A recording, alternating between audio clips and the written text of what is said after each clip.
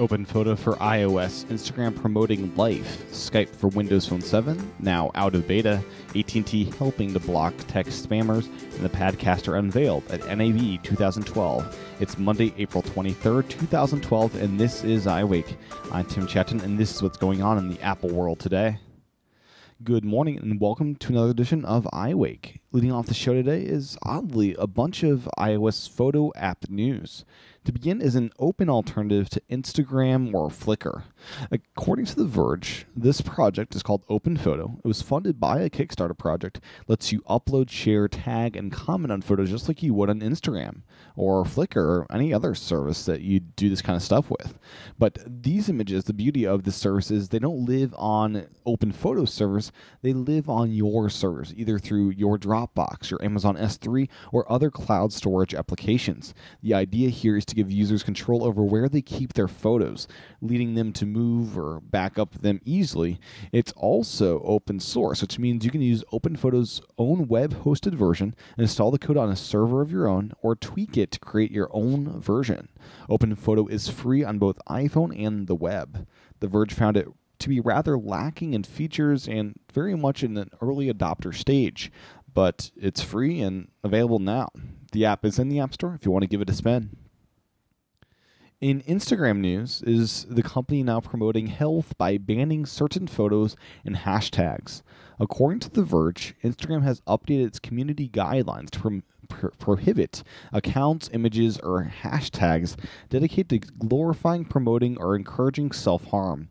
Instagram says that the guideline is intended to maintain a positive and healthy community, but the rules don't apply to accounts that are created to constructively discuss or document personal experiences that show any form of self-harm where the intention is recovery or open discussion. The service is asking users to help identify and flag the unfavorable content and will disable accounts that encourage users to embrace anorexia, bulimia, or other eating disorders, or to cut or harm themselves or commit suicide. In the future, hashtags are associated with self-harm but don't actively promote it will give users warnings before related content becomes visible. Overall, I think it's a good idea. After all, promoting things like bulimia and suicide is never a good thing. In other photo app news is an update to the Kodak app. What's new in this app? Well, users will be able to, not right away, but they'll be able to order photos right on their iPhone for pickup at participating Target and CVS locations in America. Kodak claims that the time between order and pickup is usually around 60 minutes, with all prints arriving on Kodak quality photo paper. Pricing, as you'd expect, will vary by store and location. So if you still need to order photo prints, this app has you covered. Next up, I just want to mention that you should check out Pro 645 and Mattbox. These are two relatively unknown photo apps for iOS that seem to be really solid. The Cult of Mac featured them recently on their site, and I wanted to spread the word here. Last up in photography app news is an update to Snapseed. The iPad app now includes Retina display graphics and can open photos directly into Instagram.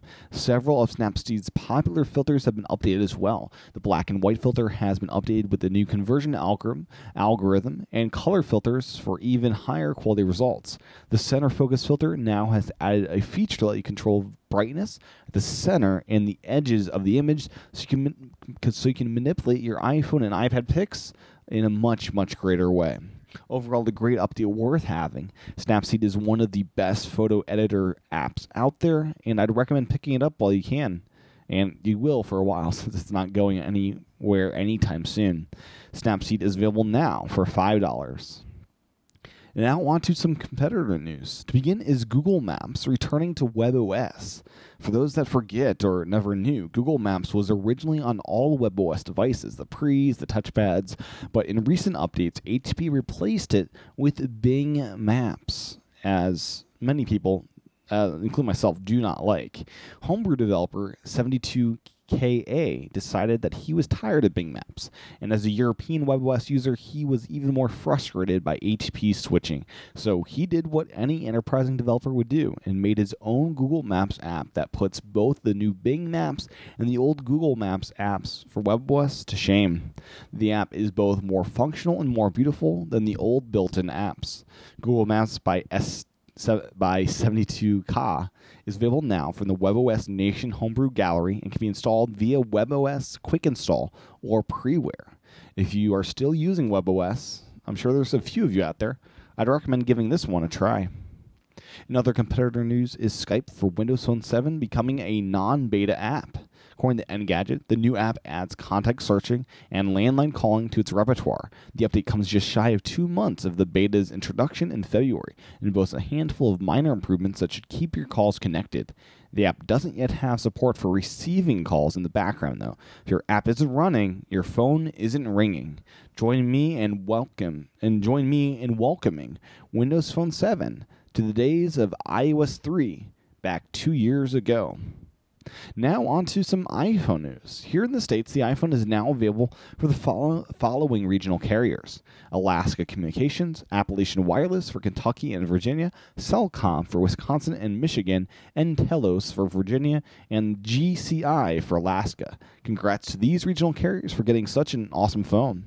Another iPhone news is a service that AT&T provides for reporting spam text messages. According to Tidbits, the free AT&T Mark the Spot app for reporting bad cell coverage or calls also includes a button for reporting SMS spam.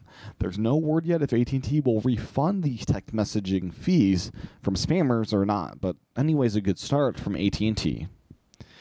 Now, onto a hodgepodge of stories to close out the show. To begin is an official announcement about the Padcaster that made its debut at NAB 2012.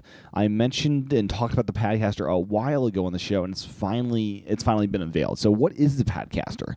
The Padcaster is an aluminum frame with an urethane insert which holds the iPad. The design is simple, with tripod screw holes that around all over the frame. That's not only for mounting your iPad to a tripod, but also for adding lights and other accessories to your Padcaster. The removable urethane insert grips the iPad and has diagonally opposite lens holes, so you can put the iPad in any way you like without getting it wrong. There is also an optional adapter to put proper lenses on the front for follow focusing and the like. The Padcaster is available for pre-order, but I've not seen where that's available yet. It'll be priced at $200 when it goes on sale. The lens adapter, called the Lenscaster, will be $80. This is a fairly good deal, and I'm excited to see what video creators can do with this. I'd love to get my hands on one once I get my iPad 3. For more information about this, visit thepadcaster.com. Now on to the last story of the day. This time it's about YouTube. YouTube has added access to over 150,000 tracks and a simple sound mixer to aid users such as myself to create content using YouTube Safe Music.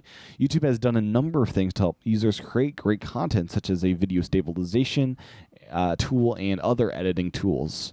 Now, with audio tracks, YouTube is really doing a fantastic job giving users tools to create awesome content through a website, which is pretty amazing. So you can upload this video from your iPhone and then do all your editing and post-production work right there on YouTube.com. Bottom line, I'm really happy with YouTube and love to see them do stuff like this. Well, that's what's going on in the Apple world today. If you like the show, and I really hope you do, please head it over to iTunes to leave a review of the audio version of the show, where a lot of people listen to it.